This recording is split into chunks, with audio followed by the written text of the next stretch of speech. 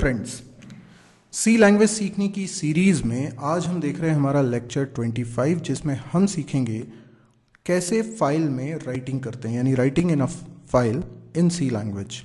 इससे पिछले वीडियो में हमने देखा था कि फाइल हैंडलिंग क्या होती है। हमने देखा था कि हमारे प्रोग्राम को रैम में मेमोरी मिलती है और हमारे प्रोग्राम के अंदर वेरिएबल्स होते हैं, पर वेरिएबल्स के अंदर जो डेटा रहेगा उसकी एक लाइफ होगी। वेरिएबल कभी भी प्रोग्राम की लाइफ से ज़्यादा एग्जिस्ट नहीं कर सकते, क्योंकि जब प्रोग्राम स्टार्ट होता है, रैम में आता है, तभी प्रोग्राम को रैम में मेमोरी मिलती है और तभी जो प्रोग्राम के अंदर वेरिएबल्स बनाए गए होंगे उनको मेमोरी मिलती है। तो वेरिएबल में अगर हम डेटा रखकर ये सोचें कि ये डेटा परमानेंटली स्टोर हो गया तो हम गलत हैं। डेटा को अगर हमें परमानेंटली स्टोर करना है तो सेकेंडरी स्टोरेज में स्टोर करना है, जैसे कि हार्ड डिस्क, जहाँ पे डेटा हम परमानेंटली फाइल के अंदर स्टोर कर सकते हैं। अब फाइल के अंदर स्टोर करने के लिए हमें प्रोग्राम में ऐसा कोड लिखना पड़ेगा जिससे कि हमारे वेरिएबल्स का डेटा फाइल के अंदर चला जाए, यानी जो इस वेरिएबल में रखा है वो कॉपी हो जाए किसमें, इस फाइल में।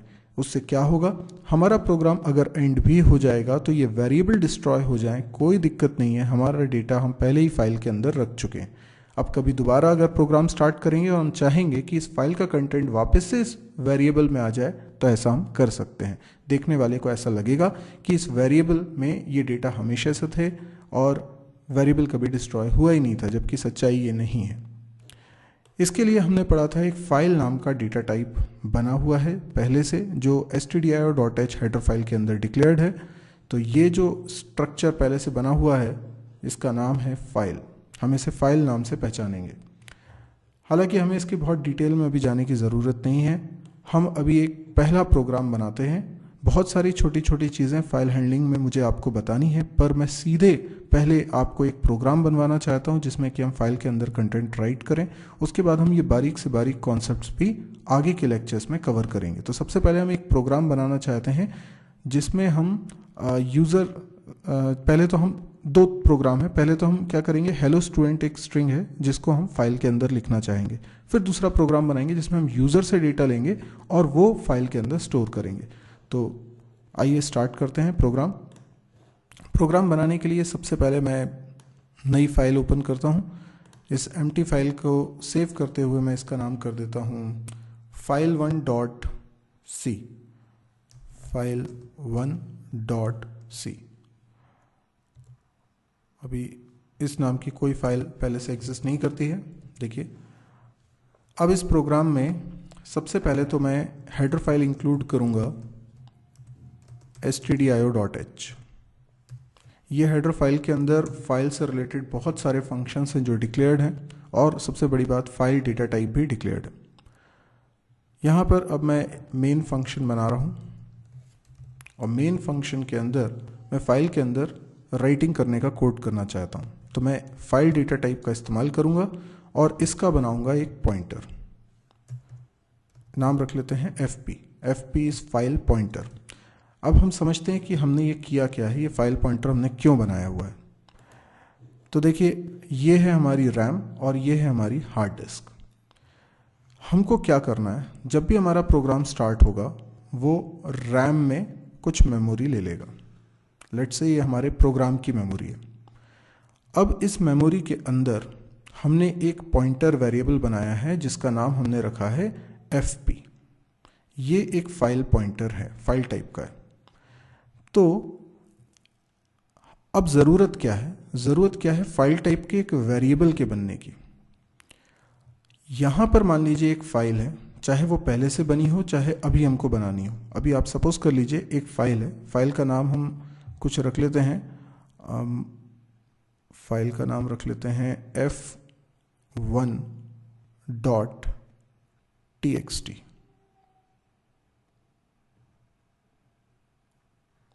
ठीक है, फाइल का नाम हो गया f1.txt। मैं क्या करूंगा, इस फाइल में डेटा राइट करूंगा। इसके लिए मुझे क्या करना पड़ता है, फाइल को ओपन करना पड़ता है। फाइल को ओपन करने का मतलब ये होता है फाइल को रिप्रेजेंट करने वाली एक इमेज रैम में लोड हो जाएगी। ठीक है, आप इसको बफर भी कह सकते हैं। ठीक है, ये वो इंटरमीडिएट लोकेशन है जहाँ पे हम राइटिंग करेंगे और बाद में ये पूरा कंटेंट फाइल में सेव हो जाएगा। तो फाइल को ओपन करने का मतलब है ये इनपुट बफर बना देना। This is called input buffer, या सिंपली अभी मैं बोलता हूं इसको बफर।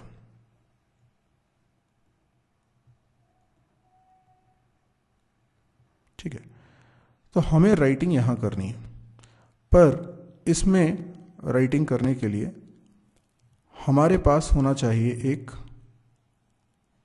फाइल टाइप का वेरिएबल। फाइल टाइप का ये वेरिएबल जिसको फाइल पॉइंटर करेगा पॉइंट। फाइल पॉइंटर हमने बनाया है, ये हमने नहीं बनाया, पर ये अभी बनना चाहिए। और हमने फाइल डेटा स्ट्रक्चर के बारे में पहले भी पढ़ा था और आज भी हमने देखा था। ये देखिए फाइल डेटा स्ट्रक्चर है, यानी फाइल स्ट्रक्चर के अंदर कई सारे वेरिएबल्स हैं जिसमें से एक पॉइंटर है बफर। ये जो बफर पॉइंटर है मैं इसी की बात कर रहा हूं। ये बफर पॉइंटर कहां पर है? फाइल वेरिएबल के अंदर। ठीक है, जो पॉइंट कर रहा होगा इस बफर को, या हम कह सकते हैं इस फाइल को। ये फाइल को ही रिप्रेजेंट कर रहा है। तो क्या आपको समझ में आया ये क्या है? ये चीज ये है फाइल टाइप का एक वेरिएबल। अब आप समझते हैं पॉइंटर जिस टाइप का होता है उसी टाइप के वेरिएबल का एड्रेस कंटेन करता है। तो एफपी अगर फाइल टाइप का पॉइंटर है तो फाइल टाइप के वेरिएबल को ही पॉइंट करेगा। और फाइल स्ट्रक्चर अभी आपने देखा उसके अंदर एक बफर नाम का वेरिएबल है, ये पॉइंटर वेरिएबल है, तो ये पॉइंट करेगा इस बफर को।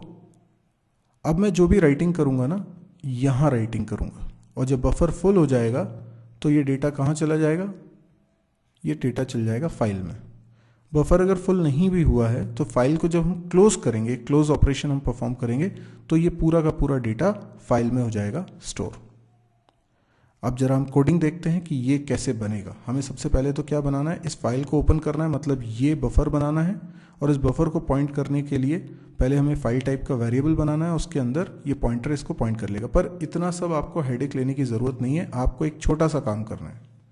आपको करना ये है कि आप ओपन नाम के एक फंक्शन को, एफ ओपन नाम के एक फंक्शन को कॉल करिए, और इस फंक्शन में पहले आर्ग्यूमेंट के रूप में फाइल का नाम पास कर दीजिए, जैसे f1.txt, जिस फाइल को आप ओपन करना चाहते हैं।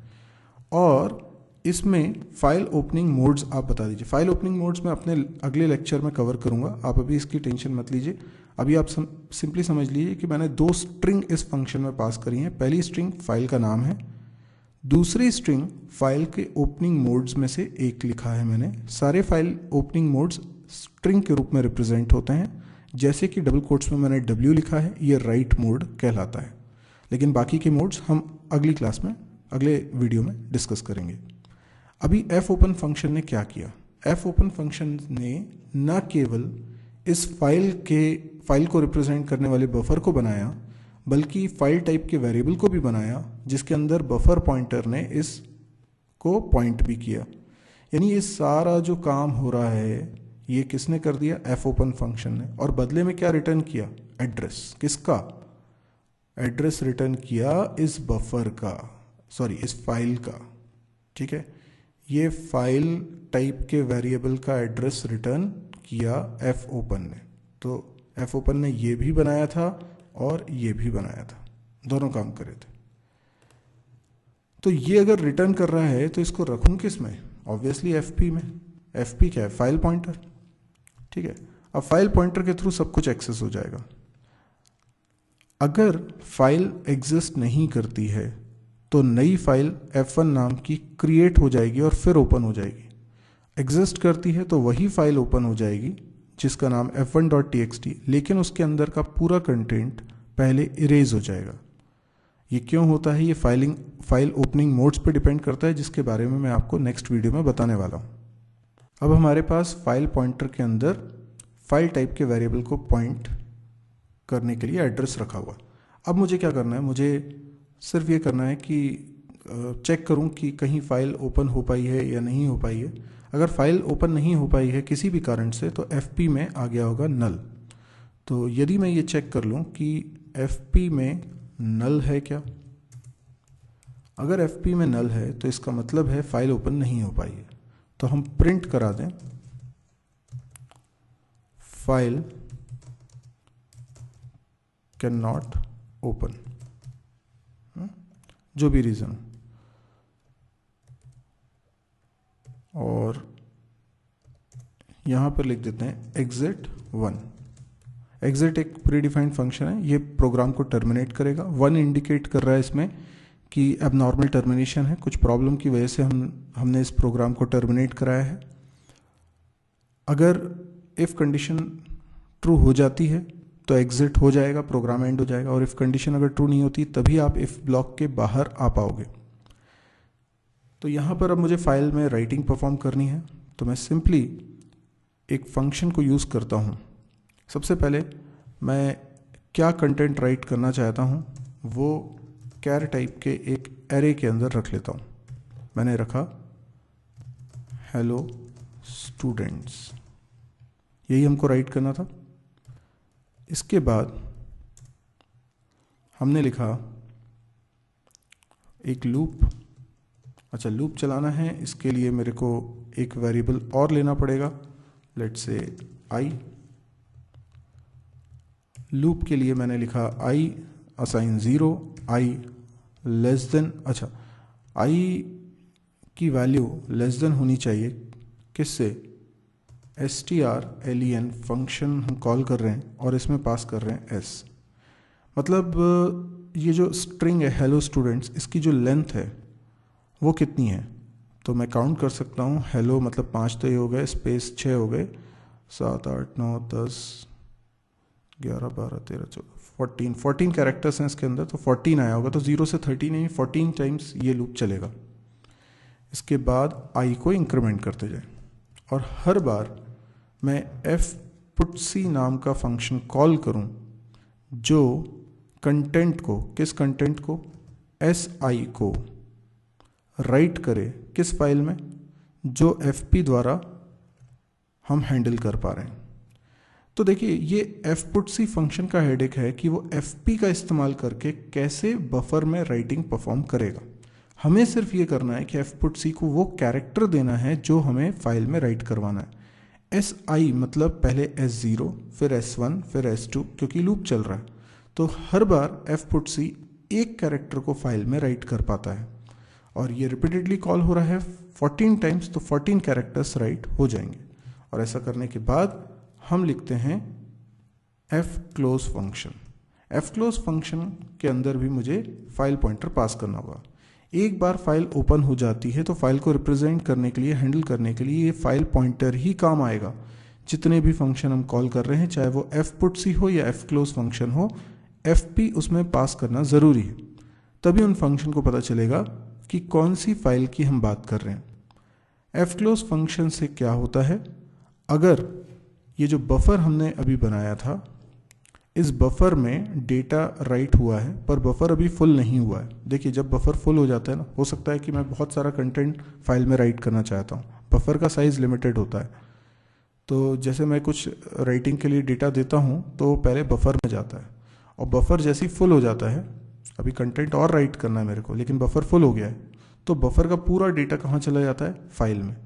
बफर खाली हो जाता है, फिर अगला डेटा मैं एंटर कर पाता हूँ।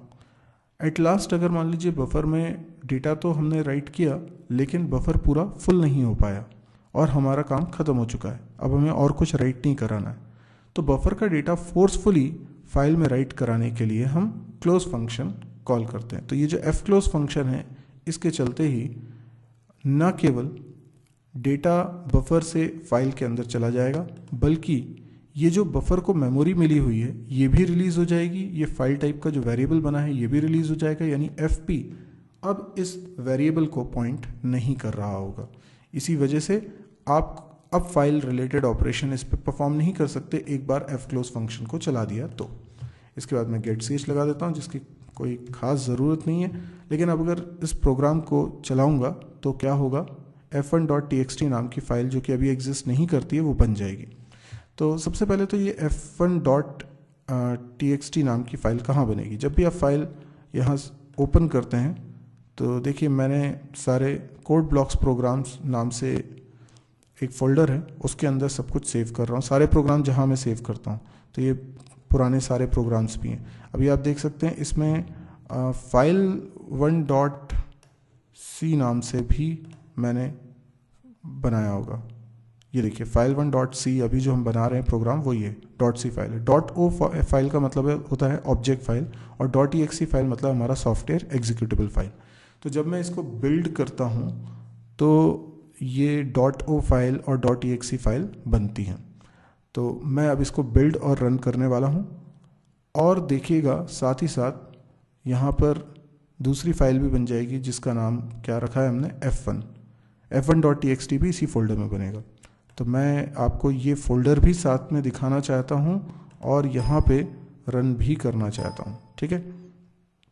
तो पहले मैं इस फोल्डर को ओपन कर लेता हूँ।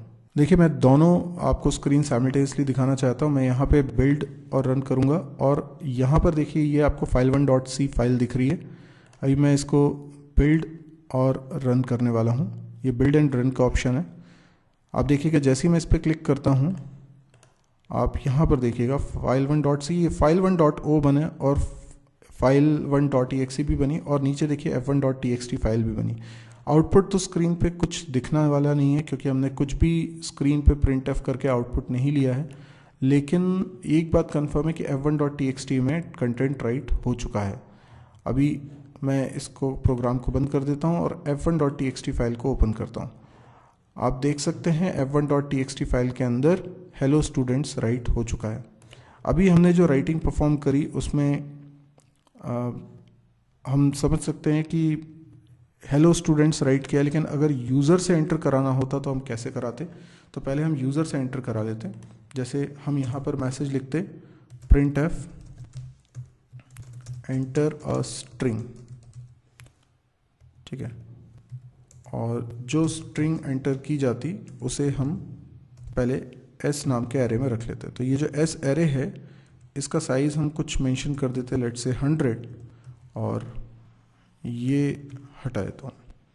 तो अब ये सेम प्रोग्राम है, लेकिन अब यूज़र से हमने स्ट्रिंग एंटर करा ली है, और कोडिंग करने का तरीका वही है, जब तक स्ट्रिंग की लेंथ है तब तक ये लूप चलेगा। अभी मैं एक एक्स्ट्रा काम ये करने वाला हूँ कि यहाँ पर एफ क्लोज के पहले भी एक गेट ch लगा देता हूँ। ये मैं इंटेंशनली लगा रहा हूँ क्योंकि फाइल में राइटिंग एक एक करके होती जाएगी, या आप कहें तो मैं लूप के अंदर भी लगा सकता हूँ, लेकिन फिलहाल मैंने लूप के बाहर लगाया है गेट ch। तो एफ क्लोज फंक्शन चलने से पहले एक बार गेट ch चलेगा, ठीक है। मैं इस बात को आपको समझाता हूँ, लेकिन अभी फाइल पहले से भले ही बनी हुई है, लेकिन W मोड में ओपन किया है, राइट मोड में ओपन किया है, तो पुरानी फाइल इरेज हो जाएगी। तो मैं एक बार फिर इसको कंपाइल रन करके आपको बताता हूँ। तो आप देख सकते हैं यहाँ पर ये फाइल बनी हुई है, लेकिन वो पुराना कंटेंट सब कुछ इरेज कर देंगे।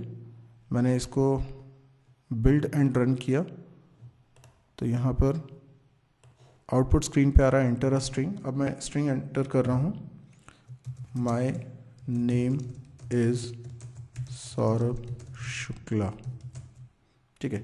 अब इसमें नंबर ऑफ कैरेक्टर्स ज़्यादा हो गए हैं, तो जितने कैरेक्टर्स हैं उतनी बार ये लूप चलेगा। अभी फ़िलहाल क्या है सिचुएशन, मैंने एंटर किया, उसके बाद स्क्रीन रुकी हुई है क्योंकि गेट ch चल रहा है। ये कौन सा वाला गेट ch चल रहा है, ये वाला गेट ch चल रहा है, ठीक है, लाइन नंबर 16 वाला। ये जो गेट ch है ना, ये गेट ch के कारण अभी स्क्रीन रुकी है। तो क्या फाइल बन चुकी होगी? हाँ, फाइल तो बन चुकी है। उसके अंदर डेटा राइट हो चुका है क्या? अगर ये देखना चाहते हैं तो अभी हम फाइल को ओपन करके देखेंगे। ये फाइल को मैं ओपन कर रहा हूँ। आप देख सकते हैं फाइल के अंदर अभी कुछ भी डेटा नहीं है। क्यों? क्योंकि अभी सारा डेटा बफर में है और अभी हमने फाइल को क्लोज नहीं करा है। तो अभी मैं इसको बंद करता हूँ, और जैसे ही मैं की प्रेस करूँगा गेट ch का काम ख़त्म हो जाएगा और क्लोज फंक्शन चल जाएगा। मैंने एंटर किया, ये एंटर की प्रेस कर लिए, मतलब एफ क्लोज चल गया। अब दोबारा जो दूसरा गेट ch है उसके कारण स्क्रीन रुकी हुई है, लेकिन हम अगर फाइल के कंटेंट पे नज़र डालें तो फाइल के अंदर कंटेंट राइट हो चुका है, my name is Saurabh Shukla.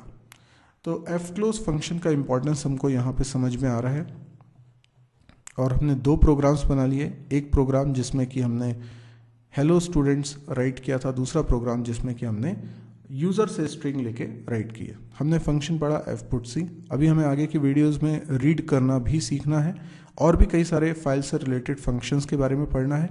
File opening modes लेकिन हमारा अगले लेक्चर का मेजर कंसर्न होगा।